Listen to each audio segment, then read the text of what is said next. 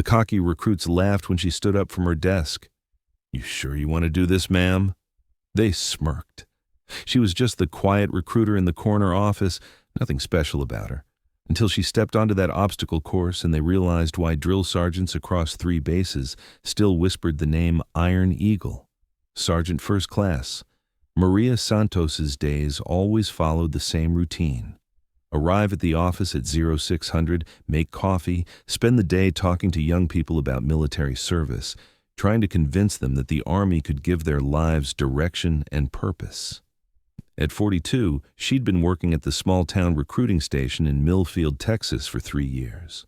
Her desk held only a few achievement certificates, standard military brochures, and a well-worn coffee mug that read, "Army Strong." To visitors, she looked like exactly what they expected. A middle-aged woman who'd found a safe desk job after whatever military service she'd done. Maria was average height, maybe 5 feet 6 inches, with brown hair always pulled back in a regulation bun. She wore her dress uniform properly, but without flash, spoke in measured tones, and maintained the professional distance that came with years of military training. Nothing about her suggested anything extraordinary, but if those visitors had looked closer, they might have noticed details that didn't quite fit the harmless recruiter image. The way she automatically scanned every person who entered her office, cataloging potential threats and escape routes, the faint scars on her forearms that weren't from office accidents, the small tattoo on her right wrist, just an eagle silhouette and the numbers 15-0 that she kept covered with her watch. Most telling of all was her posture. Even sitting behind a desk, Maria Santos carried herself like someone who'd spent years standing at attention, barking orders and accepting nothing less than perfection from herself and others. But none of her potential recruits ever noticed these details. They saw what they expected to see, a paper pusher who'd probably never experienced real military action. That assumption was about to cost 4 young men their pride. Thursday afternoon brought an unusual group of visitors. 4 young men swaggered into the recruiting office with the casual confidence of people who'd never truly been tested. They moved like athletes, which they were, and carried themselves like they owned every room they entered. Jake Morrison led the pack. 22 years old, University of Texas football player, built like a linebacker and twice as confident. He'd gotten his degree on a full scholarship and was now considering military service, though mostly because he was bored and looking for his next challenge. Behind him came Tyler Brooks, 21, a cross-country champion from Texas A&M, with the lean build and endurance of someone who'd never met a distance he couldn't run. Marcus Rivera followed, powerlifting records at University of Houston, shoulders that barely fit through doorways, and the kind of strength that made other men step aside. Last was David Chen, 23, martial arts background from Rice University, moves like flowing water, and the quiet confidence of someone who knew exactly how dangerous he could be when necessary. They'd been friends since high school, had dominated athletics at their respective colleges, and now they were shopping for their next conquest. Military service seemed like it might provide adequate challenge. "Ma'am," Jake said, approaching Maria's desk with a smile that had charmed professors and recruiters across Texas. "We'd like to discuss military requirements with you." Maria looked up from her paperwork and smiled back. "Of course. Which branch are you interested in?" "Army, ma'am, but we have some questions about the reality of military training."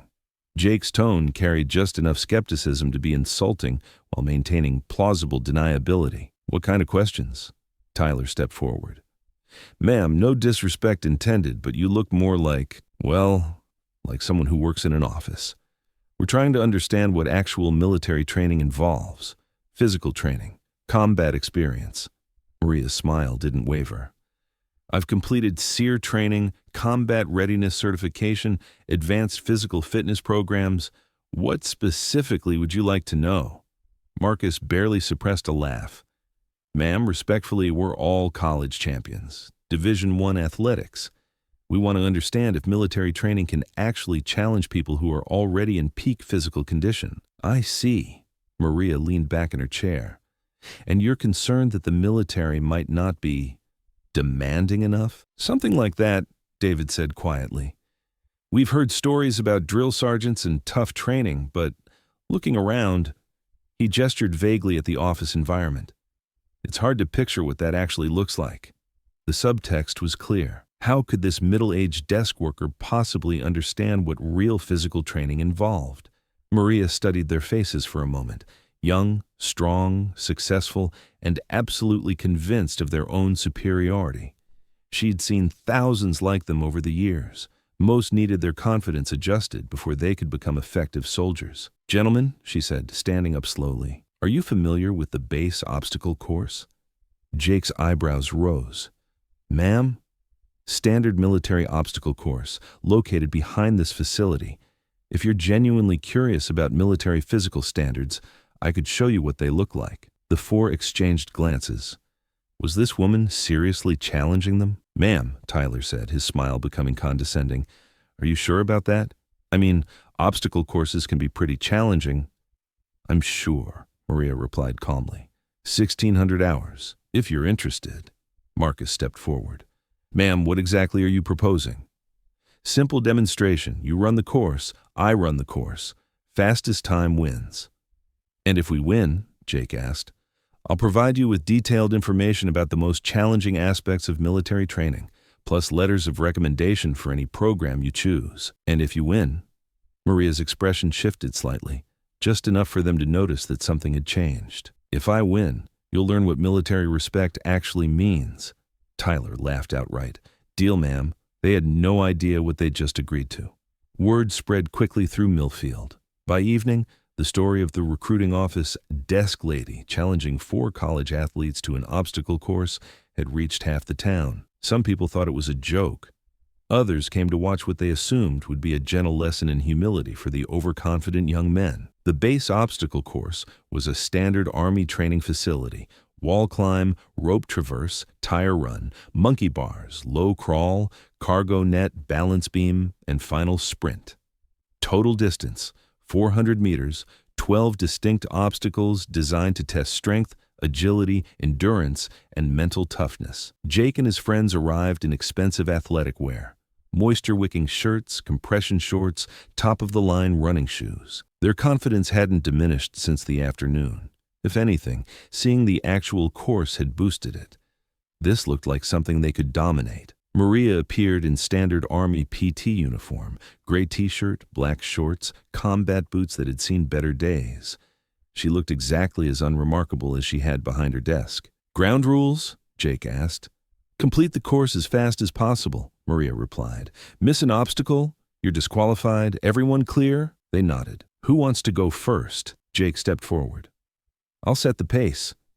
He approached the starting line with the swagger of someone who'd never failed at a physical challenge.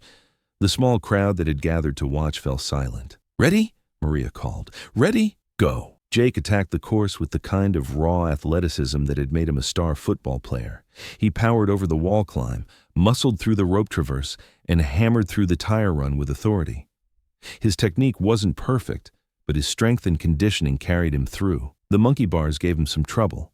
Upper body endurance wasn't his strongest suit, but he gutted through it. The low crawl was efficient, if not elegant. He finished with a strong sprint. Time, 2 minutes, 47 seconds, solid performance. The crowd applauded appreciatively. Tyler went next. His cross-country background showed immediately. Where Jake had used brute force, Tyler demonstrated excellent pacing and endurance. His wall climb was smoother, his rope traverse more efficient. He maintained steady rhythm throughout the course. Time, 2 minutes, 52 seconds. Marcus followed with a display of pure power. He exploded over every obstacle that required strength, but the endurance components slowed him down. Still, watching him move 240 pounds of muscle through the course was impressive. Time, 3 minutes, 1 second. David brought martial arts agility to the challenge. His balance and body control were evident in every movement. Smooth, controlled, technically proficient. Time, 2 minutes, 49 seconds. Jake remained the leader at 2:47. The group was satisfied, even pleased. These were respectable times for people who'd never trained specifically for obstacle courses. "Nah, not bad, ma'am," Jake said, breathing hard but grinning. "Your turn." Maria walked to the starting line without fanfare. Then she did something that made everyone pay attention. She removed her watch and wedding ring, setting them carefully aside. "Ma'am?" Tyler asked, confused. "Don't want to damage anything important," Maria said calmly. Maria took her position at the starting line. As she settled into her stance, something fundamental changed about her bearing. The friendly recruiter disappeared, replaced by someone else entirely, someone dangerous. Her posture shifted from casual to predatory. Her eyes focused with laser intensity. Her breathing became controlled and purposeful. The crowd sensed the change and fell silent. "Ready?" Jake called, suddenly uncertain. Maria nodded once. "Go." What happened next defied belief. Maria exploded from the starting line with the kind of speed that belonged on an Olympic track. She hit the wall climb at full sprint and went over it in a single fluid motion that made it look effortless. No wasted movement, no hesitation, perfect technique. The crowd gasped. Rope traverse. Instead of the hand-over-hand technique the men had used, Maria swung across in 4 smooth motions, using momentum and body positioning to cover the distance in 8 seconds flat. Jake's eyes widened. Tire run. Maria flowed through the tires like water, her feet barely touching the rubber as she wove between them with perfect rhythm and balance. Tyler whispered, "Holy shit." Monkey bars. Maria flew across without losing momentum, each transition smooth as silk, grip strength evident in the way she never hesitated or struggled.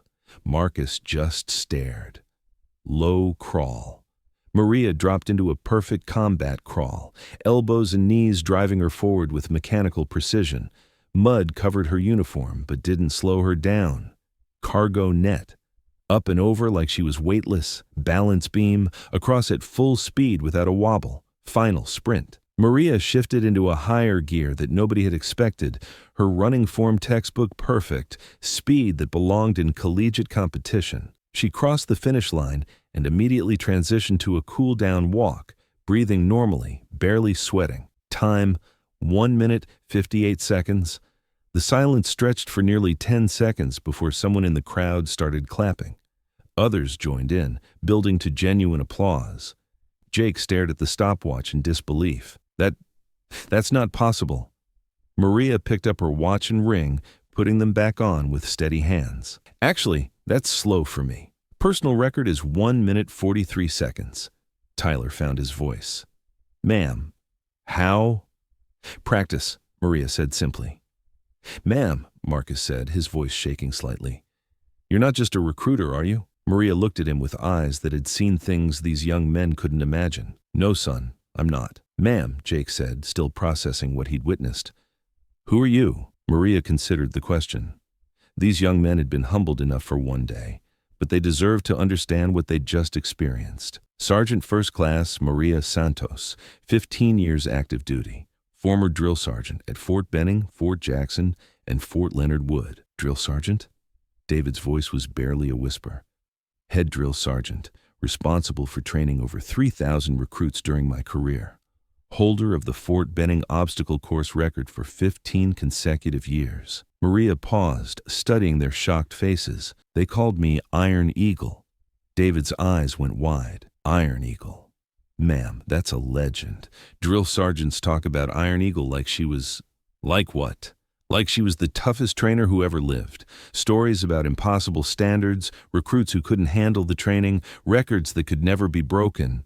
Maria nodded slowly. "Some of those stories are probably true."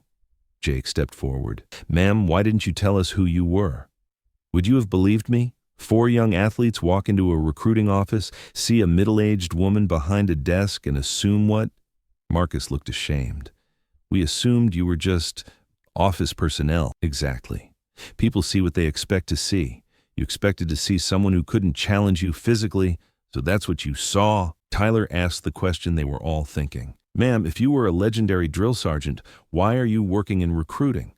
Maria's expression softened slightly. "Because I got tired of breaking people down. I decided I preferred building them up. Breaking people down? A drill sergeant's job is to destroy the civilian mindset and rebuild it as a soldier's mindset. After 15 years and thousands of recruits, I wanted a different approach." Maria sat on a nearby bench, and the 4 young men gathered around her like students. Recruiting allows me to find the right people for military service and match their personalities with appropriate roles. It lets me help people discover their potential instead of forcing it out of them. Jake sat beside her. Ma'am, we were disrespectful to you. You were young and testing boundaries. That's natural, but we made assumptions. Assumptions are normal. The problem comes when assumptions lead to disrespect without giving someone a chance to prove themselves. David joined the conversation. Ma'am, what was it really like, being Iron Eagle? Maria thought carefully about her answer. Rewarding, difficult, sometimes heartbreaking. Heartbreaking. Not everyone could handle the training. Some broke under the pressure, some quit, some ... She paused. Some didn't make it through to become the soldiers they could have been. That's why you prefer recruiting? Prevention is better than repair. It's better to find the right fit from the beginning than to try to force someone into a role they can't handle. Marcus asked, Ma'am, what made you so good at the obstacle course? Maria smiled. Practice. Every single day for 15 years, I ran variations of that course, sometimes twice a day. I had to stay ahead of my recruits. But your technique. Technique comes from teaching. When you demonstrate something 1,000 times, you perfect it. When you have to show recruits the right way to do something, you can't afford to be sloppy. Tyler was curious. Ma'am, do other drill sergeants really talk about Iron Eagle? Some do. The military community is smaller than people think. Reputations travel. What do they say about you? Maria hesitated. That I set impossible standards. That I was too tough on recruits. Were you? Maybe. But the results spoke for themselves. My recruits had the lowest dropout rate in advanced training, the highest performance scores, and the best combat readiness evaluations. Jake was thoughtful. Ma'am, does tough training really save lives? Absolutely. It's better to push people to their limits in a controlled training environment than to discover those limits in combat where lives are at stake. David had noticed something earlier. Ma'am, why is your call sign Iron Eagle? Maria unconsciously touched her wrist tattoo. Eagles see everything from above. They have perfect vision and perfect timing. Iron because I was unbreakable. I never gave up on a recruit, never lowered standards, never compromised on excellence. The tattoo, 15-0, Maria was surprised he'd noticed such a small detail. 15 years as a drill sergeant, 0 training fatalities. That's every drill sergeant's goal, but not all of them achieve it. The weight of that statement settled over the 4 young men. Marcus said slowly, Ma'am, you saved lives. Proper training saves lives. I just did my job. But the Iron Eagle legacy is overrated. What matters is preparing people to serve effectively and come home safely. Tyler asked seriously, Ma'am, based on what you've seen today, are we ready for military service? Maria studied each of them carefully. Physically? Absolutely. You're all exceptional athletes with excellent conditioning. Mentally? That's a different question. What do you mean? Military service isn't about individual achievement. It's about teamwork, sacrifice, and following orders even when you disagree with them. She gestured toward the obstacle course. That course can be completed by one person working alone. Military missions require people working together. Jake was beginning to understand. We approach this as an individual competition. Exactly. You competed against each other instead of supporting each other. You were focused on who would win rather than how everyone could succeed. How should we have approached it? By helping each other improve, sharing techniques, celebrating everyone's success, not just the winners. David realized. We were thinking like athletes, not soldiers. Athletes compete against each other. Soldiers cooperate with each other. Both mindsets have value, but military service requires the cooperation mindset. Marcus asked, Ma'am, what would real military teamwork look like? Maria stood up. Want to find out? Ma'am, team exercise. All 4 of you work together to complete the course as a unit. Tyler looked confused. How does that work? You figure it out. Help each other through the obstacles. Everyone finishes or nobody finishes. Jake was interested. What's the catch? No catch, just pure teamwork. The 4 looked at each other with new eyes. Not as competitors, but as potential teammates. Ma'am, David asked, will you coach us through it? Maria smiled. I'll observe and provide feedback afterward. The solutions have to come from you. They spent the next hour attempting the team course. Initially, they struggled badly. Too many natural leaders, not enough natural followers. Everyone wanted to be in charge. Nobody wanted to take direction. But gradually, they began to adapt. Jake used his strength to boost others over the wall climb. Tyler set the pace for endurance obstacles, making sure nobody got left behind. Marcus provided power assists where needed. David contributed agility techniques and balance tips. By their third attempt, they were moving as a coordinated unit, communicating effectively and supporting each other's weaknesses. Maria watched with professional satisfaction. These young men were teachable. Their final attempt, team completion time of 11 minutes 30 seconds. Not a record by any means, but everyone completed every obstacle successfully. "How do you feel?" Maria asked afterward. "Different," Jake said immediately. "More connected to these guys." That's the beginning of military mindset. Individual excellence serves team success, not the other way around. Tyler was thoughtful. "Ma'am, is this what basic training teaches?" "Basic training breaks down individual ego and builds team identity. What you just experienced is a very gentle version of that process." Marcus was curious. "What was real basic training like when you were a drill sergeant?" Maria's expression grew serious. "Intense, purposefully stressful, designed to simulate the pressure and confusion of combat situations." "How intense?" "Imagine today's exercise, but 12 hours a day, 7 days a week, for 12 weeks, with constant evaluation and the knowledge that failure means starting over." David whistled low. "Ma'am, how did recruits handle that kind of pressure?" "Some thrived under it. Some struggled but eventually succeeded. Some couldn't adapt and had to be recycled or discharged." Jake asked the question they were all thinking. "Ma'am, would we survive your training?" Maria studied their faces. "With the right attitude and commitment? Yes. But you'd be fundamentally different people when you came out." "Different how?" "Less concerned with individual recognition, more focused on team success and mission completion.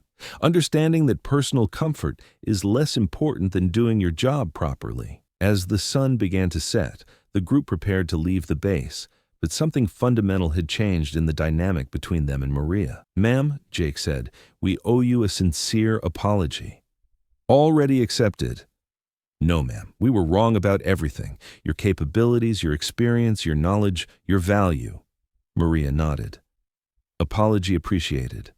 Tyler added, "Ma'am, we came here thinking we might be able to teach you something about physical fitness.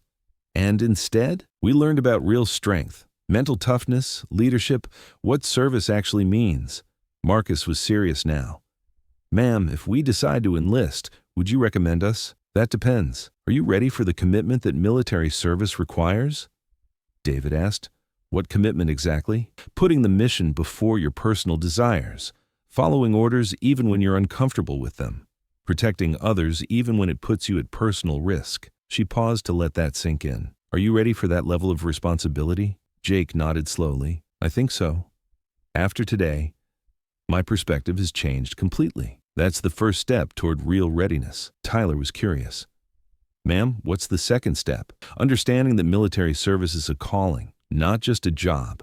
It changes you permanently, and there's no going back to who you were before." Marcus asked, "How did it change you?" Maria touched her wrist tattoo unconsciously. "It made me understand that individual strength means nothing without purpose and direction." "What's your purpose now?" "Serving others by training them to serve. Building something bigger and more important than myself." David was thoughtful. "So the Iron Eagle legacy is really about service to others?" "The legacy is about lives saved through proper training and preparation. Everything else is just stories that people tell." As they walked back toward the parking area, Tyler asked, "Ma'am, would you be willing to train us? Before we enlist, I mean." Maria considered the request. "Physical training? You don't need it. You're already in excellent condition. Mental training, leadership training, team building. That's a different question entirely." Jake looked hopeful. "Would you consider it?" Maria smiled. "Report here Saturday morning at 0600. We'll start with advanced team-building exercises." "Ma'am, what should we expect?" "Expect to be challenged in ways you haven't experienced before. Expect to fail sometimes. Expect to succeed as a team." Marcus was grinning. "Ma'am, will it be Iron Eagle level intensity?" "Modified Iron Eagle intensity. This is a recruiting office, not a boot camp." They reached the parking area, and exchanged handshakes all around. But the quality was different now. There was genuine respect, mutual understanding, and the beginning of real relationships. "Ma'am," David said, "thank you for the lessons today." Which lesson specifically? That real expertise comes in unexpected packages, that assumptions can be dangerous, that true strength is about serving something larger than yourself. Maria nodded approvingly. Those are valuable lessons that will serve you well in any career you choose. As they drove away, Maria stood alone by the obstacle course, watching the last light fade from the sky. Memories flooded back. Fort Benning, thousands of recruits, endless training cycles, the constant pressure to maintain impossible standards. But today felt different.